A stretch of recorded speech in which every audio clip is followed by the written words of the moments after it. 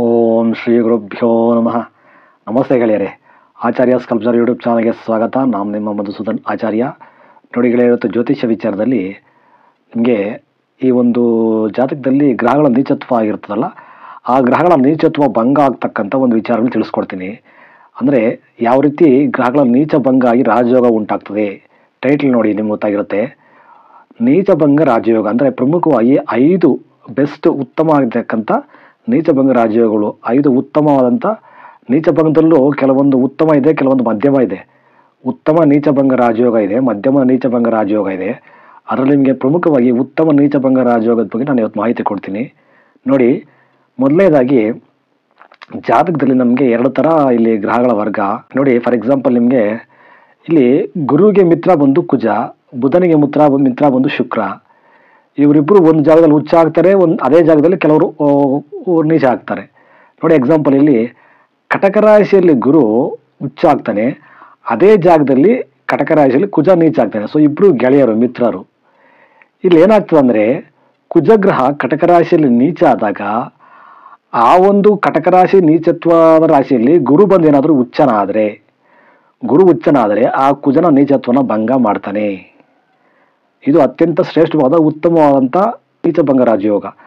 ಜೊತೆಗೆ ಈ ಕಟಕ ರಾಶಿಯಾಧಿಪತಿ ಚಂದ್ರನು ಸಹ ಕುಜನಿಗೆ ಮಿತ್ರ. ಈ ಕುಜನಿಗೆ ಚಂದ್ರ ಮಿತ್ರ ಆಗಿರ್ತಾನೆ. ಸೊ ಈ ಚಂದ್ರನು ಹೋಗಿ ಉತ್ತಮ ಸ್ಥಾನಗಳಲ್ಲಿ, ಕೇಂದ್ರ ಸ್ಥಾನಗಳಲ್ಲಿ ಬಂದಾಗ, ನಂತರ ಉಚ್ಚ ಸ್ಥಾನ ಆದಾಗ ಏನಾಗ್ತದೆ, ಖಂಡಿತವಾಗ್ಲೂ ಈ ಕುಜನ ನೀಚತ್ವ ಭಂಗ ಆಗಿ ಅದು ಉತ್ತಮ ನೀಚ ಭಂಗ ರಾಜಯೋಗ ಆಗ್ತದೆ. ಆಗ ಖಂಡಿತ ಕುಜನ ಒಂದು ಉತ್ತಮ ಫಲಗಳನ್ನ ನೀವು ಪಡ್ಕೋಬೋದು. ಕಟಕ ರಾಶಿಯಲ್ಲಿ ಕುಜ ನೀಚ ಆದರೆ, ಅದೇ ಕಟಕ ರಾಶಿಯಲ್ಲಿ ಗುರು ಏನಾದರೂ ಇದ್ದು ಆಗ ಗುರು ಉಚ್ಚನಾದರೆ ಕುಜನ ನೀಚತ್ವ ಭಂಗ ಆಗ್ತದೆ. ಮತ್ತು ಚಂದ್ರ ಏನಾದರೂ ಎಲ್ಲಾದರೂ ಕೇಂದ್ರ ಸ್ಥಾನಗಳಲ್ಲಿ ಅಥವಾ ತ್ರಿಕೋಣ ಸ್ಥಾನಗಳಲ್ಲಿದ್ದು, ಅಥವಾ ಎಲ್ಲಾದರೂ ವೃಷಭ ರಾಶಿಯಲ್ಲಿ ಉಚ್ಚನಾಗಿದ್ದು ಸಹ ಕುಜನಿಗೆ ನೀಚ ಭಂಗ ರಾಜಯೋಗ ಉಂಟಾಗ್ತದೆ. ಜೊತೆಗೆ ಒಂದು ವೇಳೆ ಕಟಕ ರಾಶಿಯಲ್ಲಿ ಗುರು ಇಲ್ಲ ಅಂದರೆ, ಬರೀ ಕುಜ ಮಾತ್ರ ಇದ್ದ, ಗುರು ಇಲ್ಲ ಅಂದರೆ ಆಗೇನಾಗ್ತದೆ, ಗುರು ಬೇರೆ ಕಡೆ ಇದ್ದು ಗುರು ಆಗ ಕುಜನ ಮೇಲೆ ದೃಷ್ಟಿ ಕೊಟ್ಟರೆ, ಕುಜನ ಮೇಲೆ ಪಂಚಮ ದೃಷ್ಟಿ ಕೊಟ್ಟರೆ, ಫಾರ್ ಎಕ್ಸಾಂಪಲ್ ಮೀನ ರಾಶಿಯಲ್ಲಿ ಗುರು ಇದ್ದರೆ ಆಗ ಕುಜನ ಮೇಲೆ ಪಂಚಮ ದೃಷ್ಟಿ ಕೊಡ್ತಾನೆ. ಕಟಕ ರಾಶಿಯಲ್ಲಿ ಇದ್ರೆ ಆಗಲ್ಲ, ಕಟಕ ರಾಶಿಯಲ್ಲಿ ಗುರುನ ನೀಚ ಆಗಿರ್ತಾನೆ. ಆ ರೀತಿ. ಮತ್ತೆ ಒಂದು ವೇಳೆ ಏನಾದ್ರೂ ವೃಶ್ಚಿಕ ರಾಶಿಯಲ್ಲಿ ಗುರು ಇದ್ರೂ ಸಹ 9ನೇ ದೃಷ್ಟಿ ಕುಜನ ಮೇಲೆ ಕೊಡ್ತಾನೆ. ಆಗ ಕುಜನಿಗೆ ನೀಚಭಂಗ ರಾಜಯೋಗ ಉಂಟಾಗ್ತದೆ. ಚಂದ್ರನು ಸಹ ಉತ್ತಮ ಸ್ಥಾನಗಳಲ್ಲಿದ್ದರೂ ಸಹ ಕುಜನಿಗೆ ನೀಚಭಂಗ ರಾಜಯೋಗ ಉಂಟಾಗ್ತದೆ.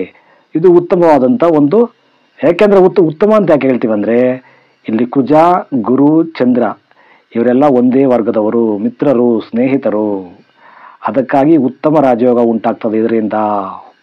ನಂತರ ನೋಡಿ, ಇಲ್ಲಿ ಚಂದ್ರ ಉಚ್ಚ ಆಗ್ತಾನೆ ವೃಷಭ ರಾಶಿಯಲ್ಲಿ, ಇಲ್ಲಿ ಗುರು ಉಚ್ಚ ಆಗ್ತಾನೆ, ಇಲ್ಲಿ ಕುಜ ನೀಚ ಆಗ್ತಾನೆ, ಕಟಕ ರಾಶಿಯಲ್ಲಿ ಕುಜ ನೀಚ ಆಗ್ತಾನೆ. ಅದೇ ಇಲ್ಲಿ ಚಂದ್ರ ಇದರಲ್ಲಿ ವೃಶ್ಚಿಕ ರಾಶಿಯಲ್ಲಿ ನೀಚ ಆಗ್ತಾನೆ. ಆದರೆ ಆ ನೀಚ ಚಂದ್ರನ ಮೇಲೆ ಗುರುವಿನ ಪಂಚಮ ದೃಷ್ಟಿ ಬಿದ್ದರೆ, ನೋಡಿ ಇಲ್ಲಿ ಗುರುವಿನಿಂದ ಪಂಚಮ ದೃಷ್ಟಿ ಬಿದ್ದರೆ ಚಂದ್ರನ ಮೇಲೆ, ಆ ಚಂದ್ರನಿಗೆ 50 ಭಾಗ, ಏನಿಲ್ಲ ಅಂದ್ರೆ 50 ಭಾಗ ಅವರಿಗೆ ಚಂದ್ರನಿಗೆ ನೀಚಭಂಗ ಉಂಟಾಗ್ತದೆ, ನೀಚಭಂಗ ರಾಜಯೋಗ ಉಂಟಾಗ್ತದೆ. ನಂತರ ಆ ವೃಶ್ಚಿಕದಲ್ಲೇ ಎಲ್ಲಾದರೂ ಕುಜ ಇದ್ದರೆ, ಒಂದು ವೇಳೆ ಆ ವೃಶ್ಚಿಕ ರಾಶಿಯಾಧಿಪತಿ ಕುಜ ಉಚ್ಚನಾಗಿದ್ದರೆ ಖಂಡಿತವಾಗ್ಲೂ ಆಗಲೂ ಸಹ ಅದೇನಾಗ್ತದೆ, ಚಂದ್ರನಿಗೆ ನೀಚ ಭಂಗ ಕಂಪ್ಲೀಟಾಗಿ ಭಂಗ ಆಗಿಬಿಡುತ್ತೆ. ವೃಶ್ಚಿಕ ರಾಶಿಯಲ್ಲೇ ವೃಶ್ಚಿಕ ಕುಜ ಇದ್ದು ಅಲ್ಲೇನಾದರೂ ಚಂದ್ರ ಇದೆ, ಅದು ಶಶಿಮಂಗಳ ಯೋಗ ಆಗ್ತದೆ, ರುಚಕ ಯೋಗ ಆಗ್ತದೆ ಕುಜನಿಗೆ. ಆ 2 ಯೋಗಗಳಿಂದನೂ ಖಂಡಿತ ಚಂದ್ರನಿಗೆ ನೀಚಭಂಗ ರಾಜಯೋಗ ಉಂಟಾಗ್ತದೆ. ನಿಮ್ಮ ಜಾತಕದಲ್ಲೂ ಅಷ್ಟೇ ಚಂದ್ರ ನೀಚ ಆಗಿದ್ರೆ, ಒಂದು ಈ ರಾಶಿಯಾಧಿಪತಿ ಕುಜ ಹೋಗಿ ಉಚ್ಚನಾಗಿದ್ದರೆ, ಅಥವಾ ಗುರುವಿನ ಜೊತೆ ಕೇಂದ್ರ ಸ್ಥಾನಗಳಲ್ಲಿದ್ದರೂ ಸಹ ಹಾಗೇನಾಗ್ತದೆ, ಚಂದ್ರನಿಗೆ ನೀಚಭಂಗ ರಾಜಯೋಗ ಉಂಟಾಗ್ತದೆ. ಅಥವಾ ಗುರುವಿನ 7ನೇ ದೃಷ್ಟಿನೋ, ಪಂಚಮ ದೃಷ್ಟಿನೋ, 9ನೇ ದೃಷ್ಟಿನೋ ಬಿದ್ದರೂ ಸಹ ಈ ಚಂದ್ರನಿಗೆ ನೀಚಭಂಗ ರಾಜಯೋಗ ಉಂಟಾಗ್ತದೆ. ಉತ್ತಮ. ಯಾಕಂದ್ರೆ ಇಲ್ಲಿ ಕುಜ, ಗುರು, ಚಂದ್ರ ಕೂಡ ಮಿತ್ರರು. ನೆಕ್ಸ್ಟ್ ನಾವು ಇಲ್ಲಿ ಬರೋದಾದ್ರೆ, ಇಲ್ಲಿ ಕನ್ಯಾ ರಾಶಿಯಲ್ಲಿ ಶುಕ್ರ ನೀಚ ಆಗ್ತಾನೆ. ಮತ್ತೆ ಅದೇ ಕನ್ಯಾ ರಾಶಿಯಲ್ಲಿ ಬುಧ ಉಚ್ಚನಾಗ್ತಾನೆ, ಬುಧನ ಸ್ವಕ್ಷೇತ್ರ ಇದು. ಸೊ ಶುಕ್ರ ಮತ್ತೆ ಬುಧ ಬಂದು ಇಬ್ರು ಗೆಳೆಯರು, ಮಿತ್ರರು. ಸೊ ಇಲ್ಲಿ ಶುಕ್ರ ನೀಚ ಆಗಿ ಜೊತೆಲಿ ಏನಾದರೂ ಬುಧ ಇಲ್ಲೇ ಇದ್ರೆ, ಬುಧನಿಗೆ ಸ್ವಕ್ಷೇತ್ರ, ಉಚ್ಚ ಕ್ಷೇತ್ರ, ಮೂಲ ತ್ರಿಕೋಣ ಕ್ಷೇತ್ರ ಆಗಿರುವಾಗ ಶುಕ್ರನ ಕಂಪ್ಲೀಟ್ ಎಲ್ಲ ನೀಚತ್ವವಾಗಿ ತೆಗೆದಾಕ್ಬಿಡ್ತಾನೆ. ನೀಚಭಂಗ ರಾಜಯೋಗ ಉಂಟಾಗ್ತದೆ, ಲಕ್ಷ್ಮೀನಾರಾಯಣ ಯೋಗ ಉಂಟಾಗ್ತದೆ. ಈ ಮನೆಯಿಂದ ಶುಕ್ರನಿಗೆ ಬುಧನಿಂದ ಒಳ್ಳೆ ಉತ್ತಮವಾದಂಥ ಅನುಕೂಲ ಸಿಕ್ಕೇ ಸಿಕ್ಕುತ್ತೆ. ಇದು ಉತ್ತಮ. ಇದು ಒಂದು ವೇಳೆ ಬುಧ ಇಲ್ಲಿಲ್ಲ ಅಂದ್ರೂ, ಶುಕ್ರ ನೀಚೆ ಆಗಿ ಬುಧ ಇಲ್ಲಿಲ್ಲ ಅಂದ್ರೂ ಮಿಥುನ ರಾಶಿಯಲ್ಲಿ ಸ್ವಕ್ಷೇತ್ರದಲ್ಲಿ ಕೇಂದ್ರ ಸ್ಥಾನಗಳಾಗಿದ್ರು ಸಹ ಶುಕ್ರನಿಗೆ ಬಲ ಬರುತ್ತೆ, ನೀಚ ಭಂಗ ಆಗುತ್ತೆ. ಒಂದು ವೇಳೆ ಅದೇ ಬುಧ ಏನಾದ್ರೂ ಮೀನರಾಶಿಯಲ್ಲಿ ಬಂದು ನೀಚ ಆದರೆ ಶುಕ್ರನಿಗೆ ನೀಚ ಭಂಗ ರಾಜಯೋಗ ಉಂಟಾಗೋದಿಲ್ಲ, ತೊಂದರೆನೇ ಆಗ್ತದಾಗ ಈ ರೀತಿ. ನಂತರ ಅದೇ ಸೇಮ್ ಇಬ್ರು ಇಲ್ಲಿ ಆಪೋಸಿಟ್ ಮೀನರಾಶಿಗೆ ಬಂದರೆ ಇಲ್ಲಿ ಶುಕ್ರ ಉಚ್ಚನಾಗ್ತಾನೆ, ಬುಧ ನೀಚನಾಗ್ತಾನೆ. ಸೊ ಶುಕ್ರ ಉಚ್ಚನಾಗೋದ್ರಿಂದ ತನ್ನ ಸ್ನೇಹಿತ ಮಿತ್ರನ ನೀಚತ್ವವನ್ನು ಭಂಗ ಮಾಡ್ತಾನೆ. ಸೊ ಇಲ್ಲಿ ಬುಧನಿಗೆ ನೀಚ ಭಂಗ ಉಂಟಾಗಿ ಉತ್ತಮವಾದ ರಾಜಯೋಗ ಉಂಟಾಗ್ತದೆ. ಅದ್ರ ಜೊತೆಗೆ ಗುರು ಏನಾದರೂ ಉತ್ತಮ ಸ್ಥಾನಗಳಲ್ಲಿದ್ದರೆ ಅಥವಾ ಉಚ್ಚನಾಗಿದ್ದರೆ ಅಥವಾ ಧನುರಾಶಿಯಲ್ಲಿದ್ದರೆ ಅಥವಾ ಕೇಂದ್ರ ಸ್ಥಾನಗಳಲ್ಲಿದ್ದರೆ ಅಥವಾ ಮೀನರಾಶಿಯಲ್ಲೇ ಗುರು ಇದ್ದರೆ ಖಂಡಿತವಾಗ್ಲೂ ಇನ್ನಷ್ಟು ಬಲ ಬುಧನಿಗೆ ಬರ್ತದೆ. ಆ ಕಂಪ್ಲೀಟ್ ಎಲ್ಲ ರೀತಿಯ ಒಂದು ಸಂಪೂರ್ಣ ನೀಚ ಭಂಗ ಉಂಟಾಗಿ ರಾಜಯೋಗ ಉಂಟಾಗ್ತದೆ.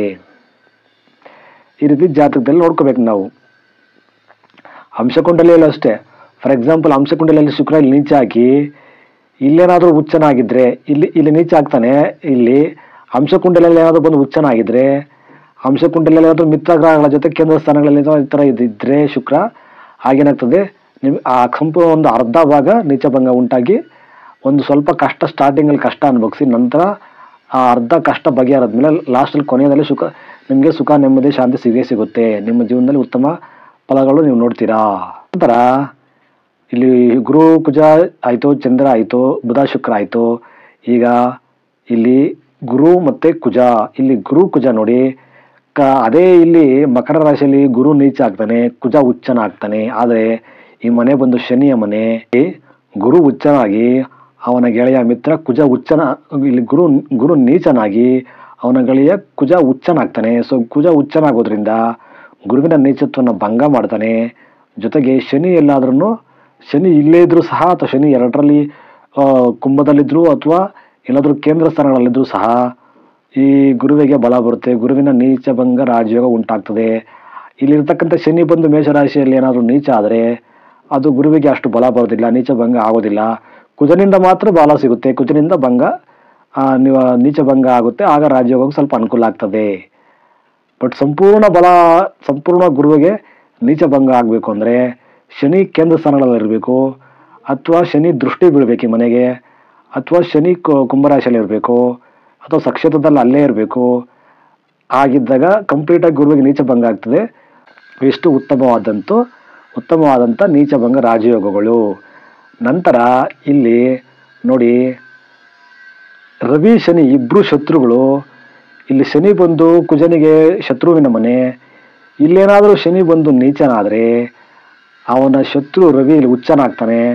ಇದಷ್ಟು ಸುಮಾರು ಜನಕ್ಕೆ ಇದು ಕನ್ಫ್ಯೂಸ್ ಇದೆ. ಸುಮಾರು ಜನಕ್ಕೆ ಇದು ಏನಂದರೆ ಇದು ನೀಚ ಭಂಗ ಆಗುತ್ತೆ ಶನಿಗೆ ಅಂತ ಅಂದ್ಕೊಂಡಿದ್ದಾರೆ. ಆದರೆ ಎಲ್ಲಿ ಹೇಳ್ತೀನಿ, ಆ್ಯಕ್ಚುಲಿ ಬಂದು ರವಿಯಿಂದ ಶನಿಗೆ ನೀಚ ಭಂಗ ಆಗೋದು ಅದು ಪ್ರಮಾಣ ಕಡಿಮೆ ಇರ್ತದೆ, ರಿಸಲ್ಟ್ ಕಡಿಮೆ ಇರುತ್ತೆ. ಇಬ್ಬರು ಶತ್ರುಗಳಾಗಿರೋದ್ರಿಂದ ರವಿ ಶನಿ ಒಂದೇ ಮನೆಯಲ್ಲಿದ್ದರೆ ಸಾಕಷ್ಟು ಗಲಾಟೆಗಳು, ಮನಸ್ತಾಪಗಳು, ಫ್ಯಾಮಿಲಿ ಜಂಜಾಟಗಳೆಲ್ಲ ಬರ್ತದೆ. ಶನಿಗೆ ನೀಚತ್ವ ಭಂಗ ಕಡಿಮೆ ಪ್ರಮಾಣದಲ್ಲಿ ಆಗುತ್ತೆ, ಅಂಥ ಉತ್ತಮವಾದಂಥ ನೀಚ ಭಂಗ ಆಗೋದಿಲ್ಲ. ಇಲ್ಲಿ ಕುಜ ಉಚ್ಚನಾಗಿ ಅಥವಾ ಕುಜ ಸ್ವಕ್ಷೇತ್ರಗಳಲ್ಲಿ ನೋಡಿ. ಫಾರ್ ಎಕ್ಸಾಂಪಲ್ ಇಲ್ಲಿ ಶನಿ ಇದ್ದು ಜೊತೆಲೇ ಕುಜ, ಇಲ್ಲಿ ಅದೇ ಮನೆಯಲ್ಲಿ ಕುಜ ಇದ್ದರೆ ಕುಜನಿಗೆ ರುಚಕ ಯೋಗ, ರವಿಗೆ ಉಚ್ಚಸ್ಥಾನ. ಆದರೆ ಶನಿಗೆ ಎರಡು ಗ್ರಹಗಳು ಶತ್ರುಗಳಾಗ್ತಾರೆ. ಕುಜ ಶನಿ ಇಬ್ರು, ಕುಜ ಮತ್ತು ರವಿ ಇಬ್ಬರು ಶನಿಗೆ ಶತ್ರುಗಳಾಗ್ತಾರೆ. ಅವರಿಬ್ಬರು ಸ್ವಕ್ಷೇತ್ರ ಆಗ್ತಾರೆ. ಶನಿಗೆ ಇಲ್ಲಿ ಇದು ಶತ್ರುತ್ವ ಮನೆ ಆಗಿರೋದ್ರಿಂದ, ಶತ್ರುಗಳಾಗಿರೋದ್ರಿಂದ ಶನಿ ಇದೆ ಇಲ್ಲಿದ್ರೆ ನೀಚ ಭಂಗ ಆಗೋದಕ್ಕಿಂತ ಹೆಚ್ಚಾಗಿ ಕೆಟ್ಟ ಪರಿಣಾಮಗಳೇ, ಅಡ್ಡ ಪರಿಣಾಮಗಳೇ ಆಗ್ತದೆ. ಆ ಜಾತಕದ ವ್ಯಕ್ತಿಗೆ ತೊಂದರೆಗಳೇ ಆಗ್ತಕ್ಕಂಥ ಚಾನ್ಸಸ್ ಇರ್ತದೆ. ದಯಾದಿಗಳ ಕಲಹ, ಆಕ್ಸಿಡೆಂಟ್ಗಳು, ಆಪರೇಷನ್ಸು, ಹೊಡೆದಾಟ, ಭೂಮಿ ವ್ಯಾಜ್ಯಗಳು ಇವೆಲ್ಲ ಬರ್ತದೆ. ಹಾಗಾಗಿ ಇದು ತುಂಬ ಕೆಟ್ಟದಾದಂಥ ನೀಚ ಭಂಗ ಆಗೋದು. ನೀಚ ಭಂಗ ಆದ್ರೂ ಸಹ ಪರಿಣಾಮ ಕೆಟ್ಟದಾಗಿರುತ್ತೆ. ದಯವಿಟ್ಟು ಇದೊಂದು ಮಾತ್ರ. ಇದು ಮತ್ತೆ ನೋಡಿ ಇಲ್ಲಿ ತುಲಾರಾಶಿಯಲ್ಲಿ ಅಷ್ಟೇ. ತುಲಾರಾಶಿ ರವಿಗೆ ಶತ್ರು ಮನೆ ಮತ್ತು ಶನಿಗೆ ಮಿತ್ರನ ಮನೆ. ಇಲ್ಲಿ ಶನಿ ಉಚ್ಚನಾಗ್ತಾನೆ, ರವಿ ನೀಚ ಆಗ್ತಾನೆ. ಮೇಷರಾಶಿ ಮತ್ತು ತುಲಾರಾಶಿಯ ಈ ನೀಚ ಭಂಗಗಳು ಅಷ್ಟು ಉತ್ತಮ ಫಲ ಕೊಡೋದಿಲ್ಲ. ಇದು ಸ್ವಲ್ಪ ಕೆಟ್ಟ ಫಲ ಕೊಡ್ತದೆ.